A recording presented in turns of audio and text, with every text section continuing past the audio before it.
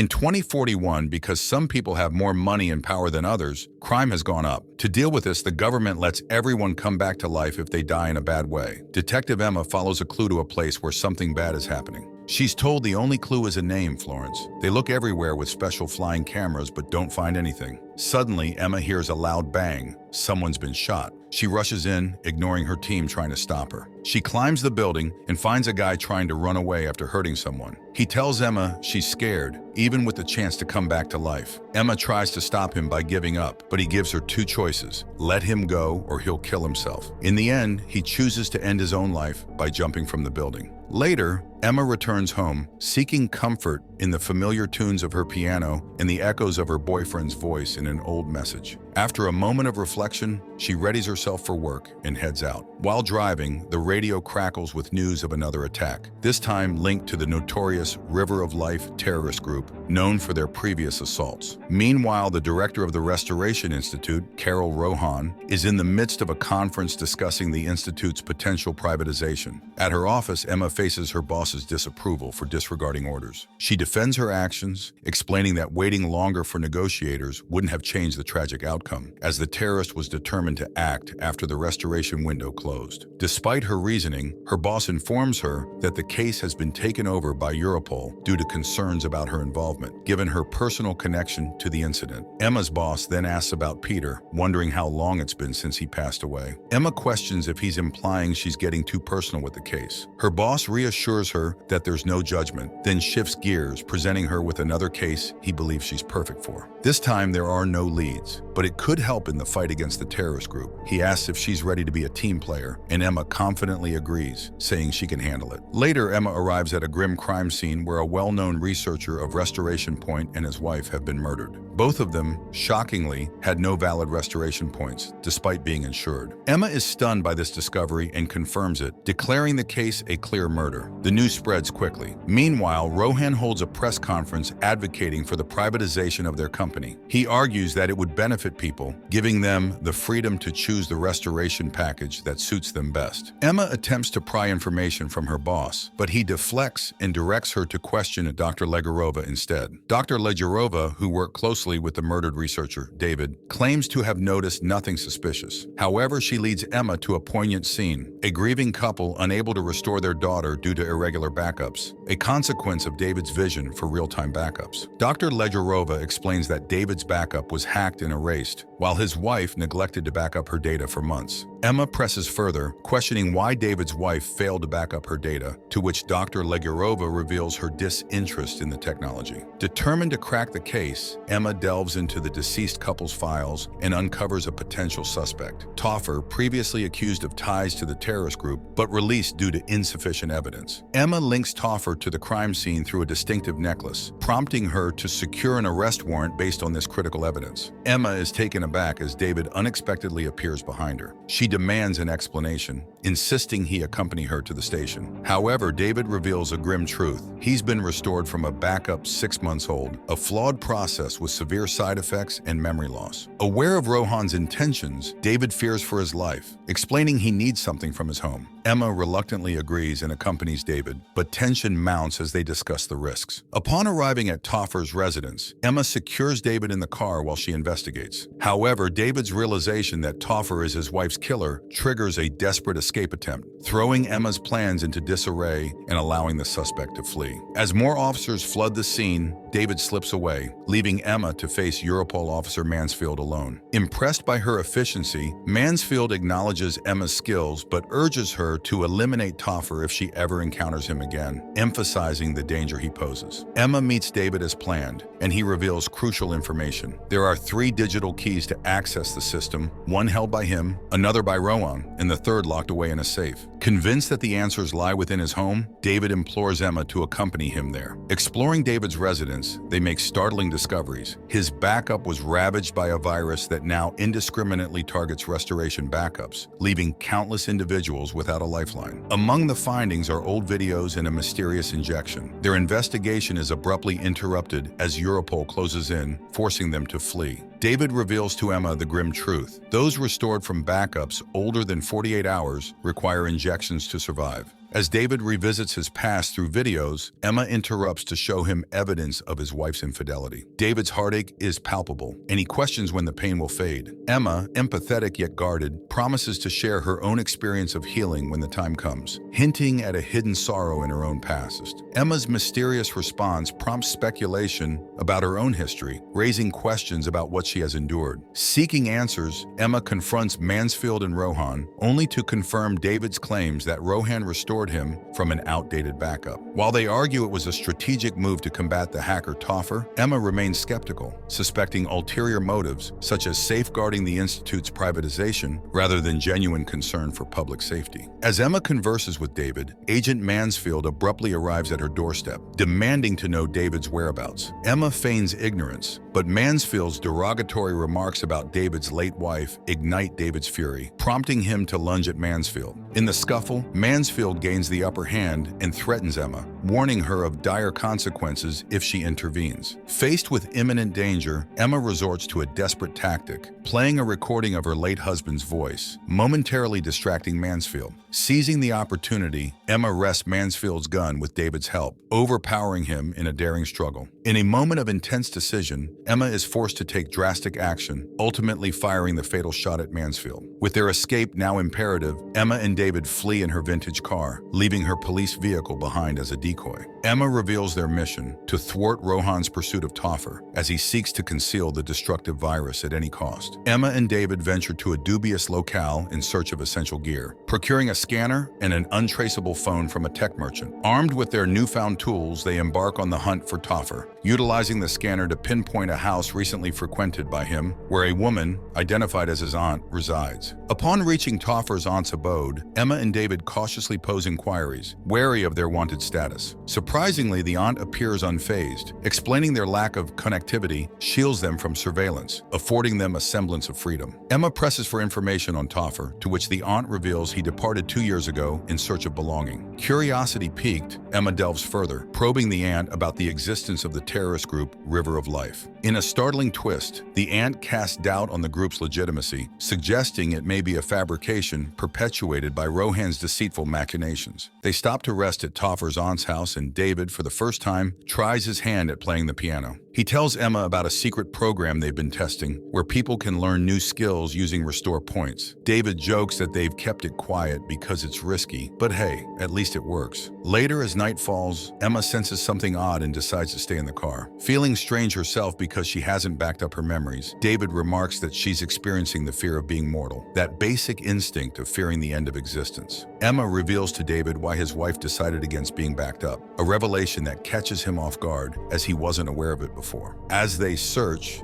David discovers Emma's husband's backup in the glove compartment and inquires about him. Emma somberly discloses that her husband was among the 50 people held hostage by the terrorist group River of Life. Tragically, the group executed 1 hostage per hour, and her husband was the last to perish, leaving him without a chance for restoration, as all backups must be made within 48 hours of death. As they sit in the car parked deep in the woods, Emma and David discuss the government's decision to keep a secret about the restore point system. Suddenly, they notice a car leaving the town. Emma becomes suspicious of the aunt's story because she claimed not to have seen Toffer for years, but a recent photo suggests otherwise. Driven by curiosity, Emma and David follow the aunt and discover a hidden room. Despite their questions, the aunt refuses to cooperate, citing her distrust. However, she agrees to let Emma speak with Toffer. Emma tracks down Toffer and tries to arrest him, but he insists he's innocent. Instead, he accuses Rohan of being the real mastermind behind the River of Life terrorist group. Toffer reveals that Rohan profits from the attacks by scaring people into doing more backups and buying life insurance, which boosts the company's profits. He claims to have given evidence to David's wife,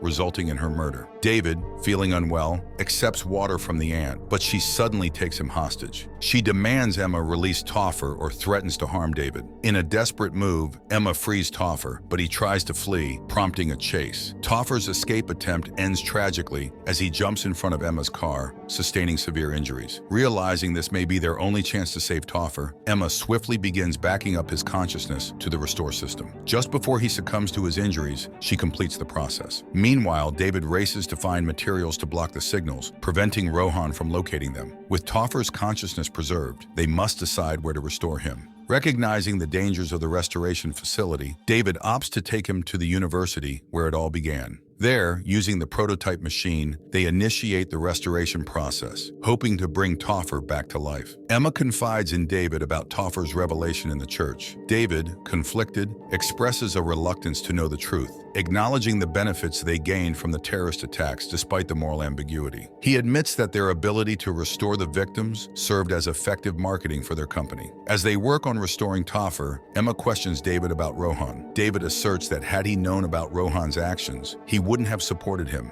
as his job is fundamentally about saving lives. He views his decision to save the man responsible for his wife's death as evidence of his innocence. After successfully restoring Topher, Emma urges David to back himself up and create a new restore point to avoid losing his memories again. Meanwhile, the Institute detects suspicious activity around the university. Rohan downplays the concern, but secretly instructs his men to locate David's hiding place, unaware that Emma and David are one step ahead. As David finishes backing up his data, he urges Emma to do the same. Topher regains consciousness and questions why they brought him back. They explain they need him to expose Rohan's guilt. Topher clarifies that the real issue isn't the virus he injected, but the information he discovered. Topher uncovered encrypted cryptocurrency transactions linking Rohan to the River of Life attacks, revealing him as the main perpetrator. He entrusted these files to David's wife, intending for her to pass them on to David. This way, when David presents them to the police, they'll carry more weight coming from a high-ranking figure in Rohan's company. Topher then discloses the tragic circumstances of her death.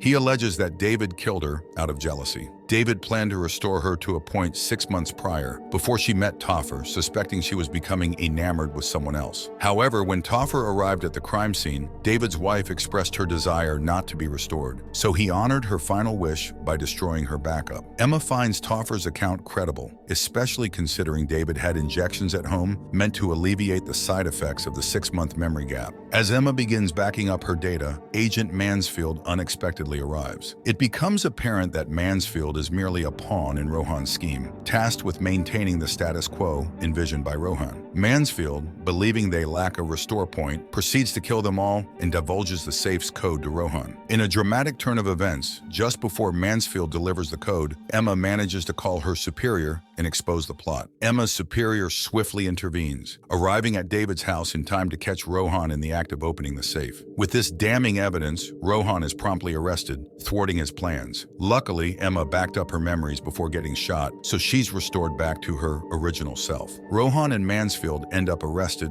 while the government decides to release David, trusting him to lead the new Restore Point Institute. David lives with a 6-month gap in his memory, which eases the pain of his decision to end his wife's life. Since he can't recall anything from that period, the law considers him innocent. To keep him reminded of his tragic choice, Emma gives him his wife's dead restore point. It's a constant reminder of the terrible decision he made before being restored. And with this, the movie comes to an end. Thanks for tuning in, guys.